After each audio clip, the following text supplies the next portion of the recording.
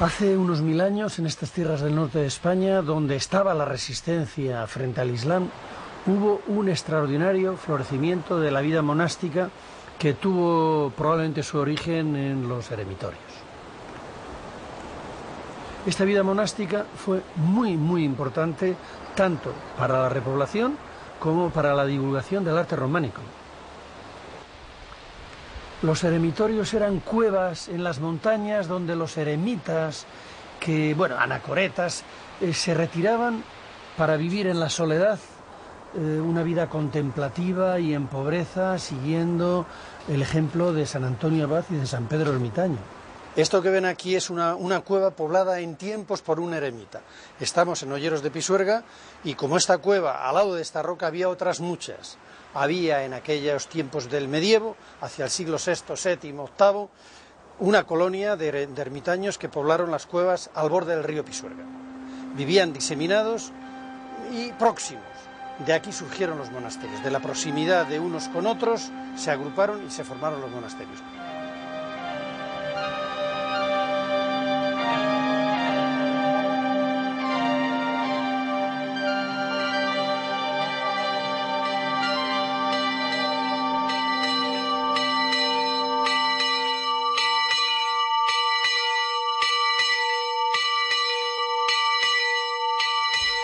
No queda prácticamente nada y no sabemos cómo eran los primeros monasterios previos a la Edad Media.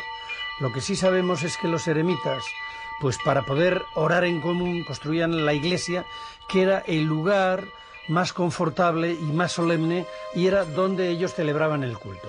Este es el caso, por ejemplo, de esta iglesia de Olleros que estamos viendo, donde consiguieron excavar un gran espacio dentro de la roca que les sirvió de iglesia.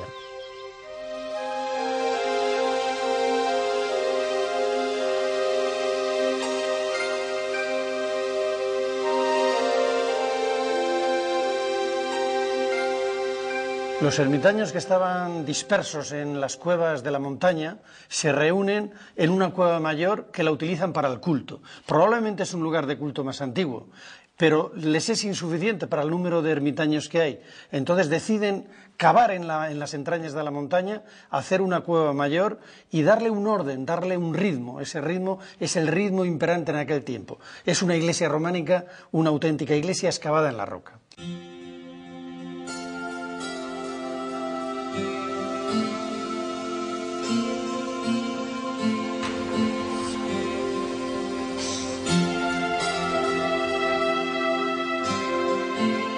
Aquí en Olleros está claro que había una comunidad que habitó de eremitas en el entorno de la iglesia. ¿Qué fue primero, si las cuevas o la iglesia? Probablemente lo primero fueron pequeñas cuevas y posteriormente, aunando esfuerzos entre todos, hicieron esta iglesia excavada dentro de la roca. Por eso se la llama iglesia rupestre.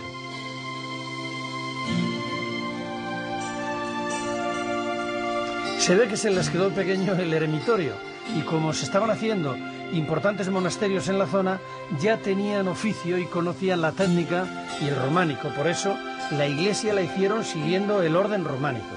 Esto es, labraron arcos fajones, arcos de medio punto, a lo largo de la nave de la iglesia. No eran necesarios, pero sí marcaban un ritmo y un estilo.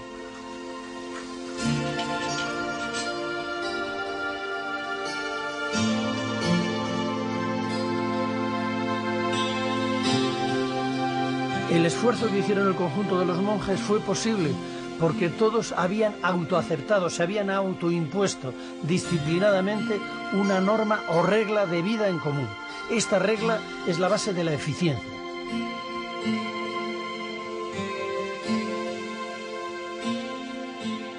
Muy parecido hizo San Benito cuando promulga su regla monástica. Él veía que los monjes estaban dispersos, no se sabía si eran monjes o eran ermitaños, había desorden.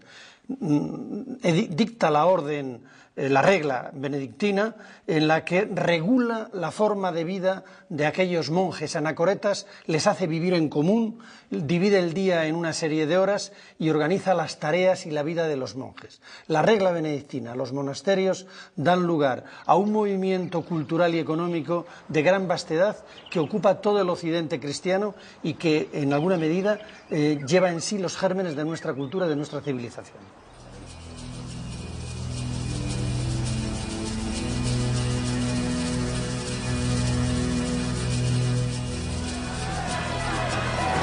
¡Que Dios los bendiga, caballero! ¡En marcha!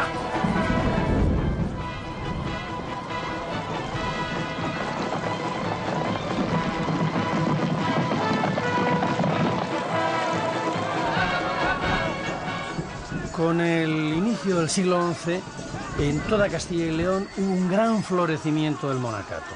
Y lo impulsaron los reyes de Castilla y León, fundamentalmente Fernando I y Alfonso VI. Querían modernizar el reino y la forma era conectarse con Europa. Así pues, adoptaron inmediatamente para sus monasterios la reforma que hizo Cluny de la regla benedictina. Pero fue el Concilio de Collanza, a mediados del siglo XI, donde se estableció, pero por decreto, que todos los monasterios benedictinos tenían que someterse a las reglas de Cluny y a ponerse en contacto con Cluny.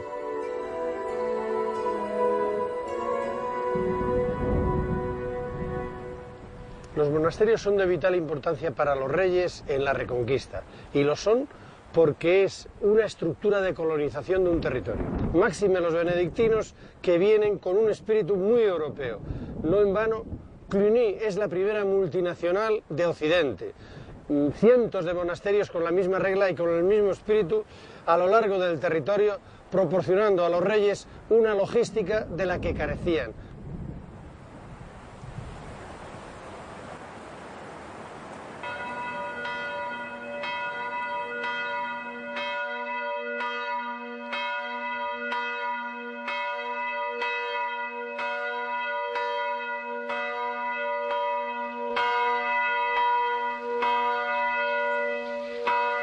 El monasterio que mejor se conserva de todos y el no va más, es el monasterio de Silos. Primero fue visigodo, después lo reconstruye Fernán González, lo destruye Almanzor y es con Santo Domingo de Silos y la ayuda del rey Fernando I cuando se hace la gran reconstrucción y probablemente, casi seguro, el claustro bajo se construye con esta magnificencia y calidad que todos conocemos.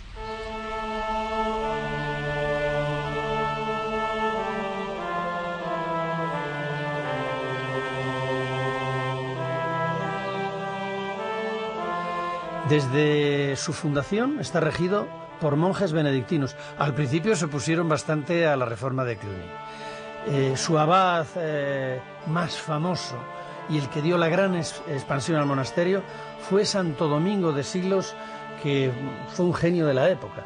No solamente fue un gran constructor, sino que hacía milagros y convirtió al monasterio de Silos en una gran referencia para toda la región.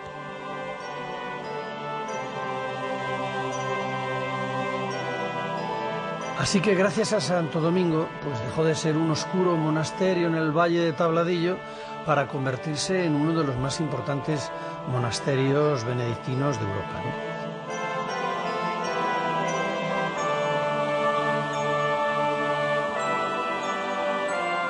El abad Santo Domingo fue el gran impulsor del monasterio de Silos y el que sentó las bases de una enorme riqueza, influencia y poderío.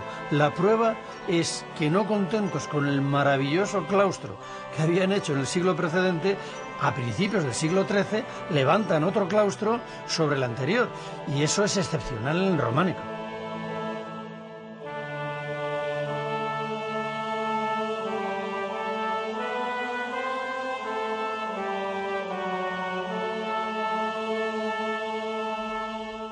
No hay más que ver el emplazamiento de Silos para ver que está en un descampado, pero la eficacia que tenían hacía que aquellas tierras que eran yermas, puestas en producción y en organización, pues eran rentables. Y alrededor del monasterio surgían enseguida poblaciones.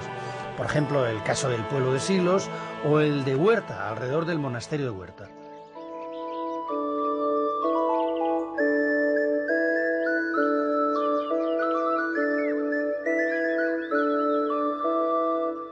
fue por esta eficiencia repobladora por la que los monasterios tuvieron tanto apoyo de los reyes y de los nobles, porque en realidad eran la punta de lanza de la colonización de los territorios que eran reconquistados, que les quitaban a los árabes y que tenían que poner rápidamente en funcionamiento.